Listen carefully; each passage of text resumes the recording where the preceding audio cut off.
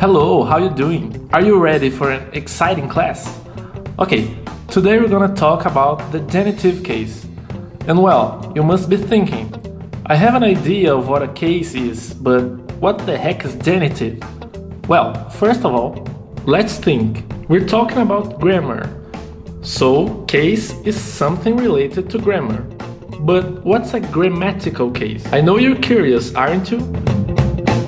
Well, for some languages, we have to modify nouns according to different syntactic functions they have in a sentence. For example, if the noun is the subject, but if the same noun is the object, it has another form. Each of these different forms of the noun are called cases. This situation is more common than you think. Many languages in the world have cases. In English, there's only the genitive, but in German, just for example, there are 4 cases, which means that nouns may have up to 4 forms depending on the syntactic function in a sentence. And so, we know that what's a case, we know that we have to modify the noun, but how does it work? It's very simple.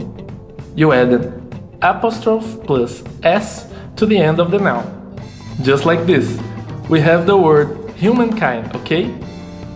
Then we add the apostrophe s to the end of it, and now it means something else. In this case, humankind is not anymore the humankind. Now it means of humankind, okay? Confused yet? Yeah, I know, this is a little bit difficult. But now, let's see it practically, and I'm sure you will understand. Well, the genitive case can be used to express some ideas. The main idea it expresses is the possession, the ownership.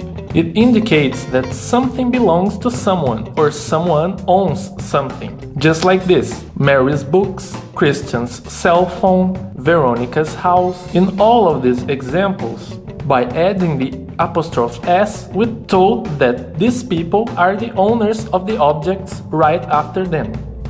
The books belong to Mary. The cell phone belongs to Christian. Veronica owns the house. It's her house. So you see, it's exactly like the possessive pronoun. The difference is that it's not a pronoun, it's a noun. What else can it mean? It also indicates where something comes from or where it's located. Look at these examples. Rome's Colosseum, the Colosseum that is located in Rome.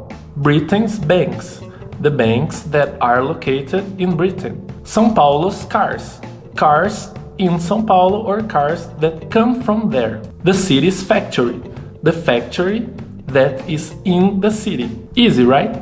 If we can use it to talk about places, we can also use it to talk about time. We can tell about when something happened or will happen. Look, yesterday's meeting, the meeting that happened yesterday. Tomorrow's party, the party that will happen tomorrow.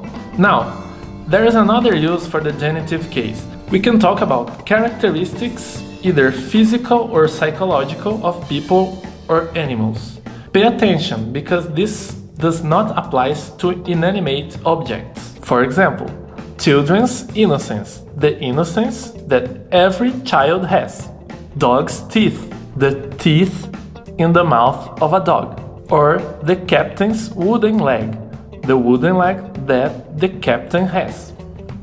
But now, look at this, a mug handle.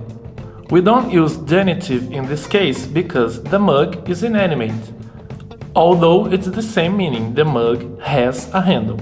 We're almost there, but before we finish, have you noticed something in all these examples? I think you did. In all of them, the apostrophe s can be translated to Portuguese with de, da, or do. Remember, Christian's cell phone, o celular do Christian.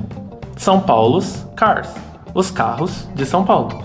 Dog's teeth, dentes do cachorro. Oh, really? Yeah, that's it. So what's the conclusion? Genitive case, the apostrophe s, is the same as when we say something with the preposition de in Portuguese. Okay, thank you for your time. Bye.